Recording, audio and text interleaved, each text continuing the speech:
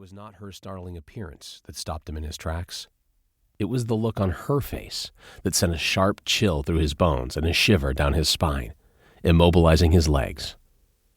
There was only one word to describe the expression in her eyes: fearlessness. Pure and unadulterated, the feeling seemed to seep through her pores and emanate from the very core of her being, an almost palpable energy, focused in a lance-like beam projected from her dark pupils. That was when Reznak knew she was not human. The little girl blinked. Reznak suddenly found that he could move again. His gaze drifted down to her right hand, where the handle of an ugly knife was clasped firmly between her slender fingers.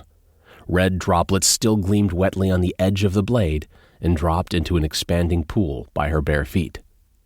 His eyes followed the crimson trail to the dead man lying inches from where she stood. There was a deep, linear wound on the left side of the soldier's chest. By the looks of it, she had stabbed him in the heart. It would have taken the man less than a minute to die. Reznak's gaze shifted to the girl. "Hello," he said gently in German, conscious of the weight of the sword at his waist. "My name is Dimitri. What's your name?" The little girl remained silent. He hesitated. Certain he would not get a reply, he repeated the question in the local Estonian dialect. He was shocked when, in a clear and low voice that was oddly devoid of emotion, she said, "Alexandria." Reznak took a cautious step forward, his eyes never leaving hers. Her chin tilted as she stared up at him. "Where's your mother, Alexandria?" he continued quietly in the same vernacular. A faint frown dawned on her face at his words. "I don't know," she said. Less than 200 feet from where they stood, scores of soldiers fought to the death, their swords and daggers carving through the flesh and bones of their enemies. The harsh breaths of their nervous horses misted the cold air, while musket rounds peppered the ground around them. Reznak took another step forward. "Can you tell me where you came from?"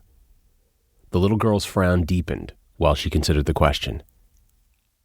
"I don't know," she repeated. It was then that he noticed the fresh blood matted in her hair. She had suffered a blow to the side of her head. His gaze dropped to the red finger marks on her arm. His eyes narrowed.